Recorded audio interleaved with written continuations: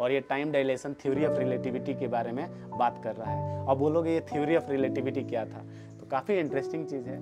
ये ईयर था, मतलब कि अगर ध्यान से सोचो तो तुम्हें पता चलेगा कि भाई हमारे पुराणों में, ग्रंथों में जिन्होंने भी ये सारी चीज़ें सोची है, उन्होंने एक चीज़ तो माना है कि जो समय है, जिसको हम लोग बोलते हैं कि ये समय जो है वो फिक्स है, समय फिक्स नहीं है, समय हमेशा बदलता है।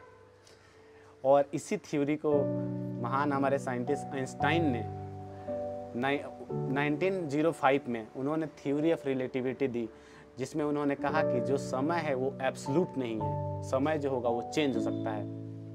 अगर आप स्पीड ऑफ लाइट से घूम रहे हैं तो आपके लिए वक्त जो है वो धीरे चलेगा, लेकिन बाकी दुनिया के लिए वक्त जो है वो बहुत ही फास्ट चलेगा। इसको हम लोग बोलते हैं टाइम डायलेशन बोलते हैं इसको। एग्जाम्पल के लिए अगर ले लो तो इंटरनेशनल स्पेस स्टेशन में घूमते हुए एस्ट्रोनॉट वक्त हमारे कंपैरिजन में थोड़ा धीरे चलता है। उनकी जो गाड़ी है हमारी गाड़ी से माइक्रो सेकंड पीछे चलती है।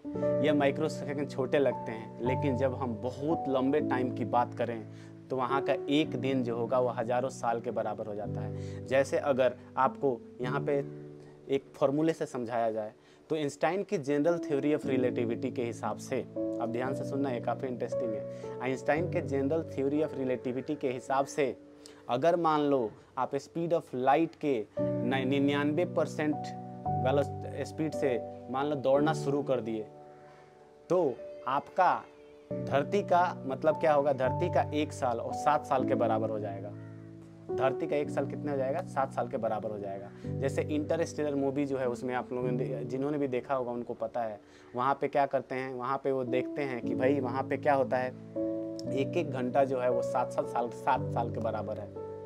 और मैंने कल एक कैलकुलेशन किया था खुद ही, जहाँ पे स्पीड ऑफ लाइट मैंने लिया था 0.999999 और मैंने ये कैलकुलेट किया तो मुझे पता चला धरती का 1 साल 1.4 सेकंड के बराबर है। इसका कहने का मतलब ये हुआ कि सोच लो, अगर आप स्पीड ऑफ लाइट से मान लो किसी और दुनिया पे गए और उस दुनिया से वापस आए लोगों को बताने के लिए कि भाई मैं कोई और दुनिया देख के आया हूँ, जब आप आएंगे तो धरती पे हज़ारों साल बीत चुका है और हज़ारों साल बीत चुका है, जिसके वजह से जिन लोगों को बताने आए हो उनकी पता नहीं कितनी पीढ़ियाँ, कितनी नस्लें ख़त्म हो चुकी है। ये जो चीज़ है उसको फिजिक्स में टाइम डायलेशन के नाम से जानते हैं, ठीक है।